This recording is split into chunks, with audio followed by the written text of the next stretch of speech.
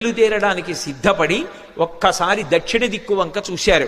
హనుమ సంప్రదాయాన్ని నేర్పుతున్నారు, లేదా రామాయణము వేదోపబృంహణము మనం ఎలా బ్రతుకాలో నేర్పుతుంది. సూర్యాయ, సూర్యభగవానుడికి నమస్కారం. వెడుతున్న కార్యం లంకాపట్టణానికి వెళ్ళి సీతమ్మను అన్వేషించాలి. శరీరంలో అవయవాలకు బలం ఉండాలి, అవతల శత్రువుల్ని మర్దించాలి, రావణుడితో మాట్లాడాలి, సీతమ్మ దర్శనం చెయ్యాలి. దీనికి ఇంద్రియములన్నిటికీ కూడా పటుత్వం ఉండాలి.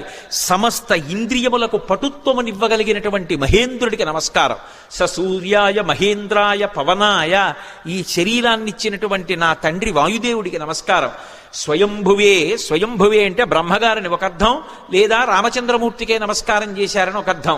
స్వయంభువే భూతేభ్యశ్చాంజలిం కృత్వా, సమస్త భూతకోటికి నమస్కరిస్తున్నాను.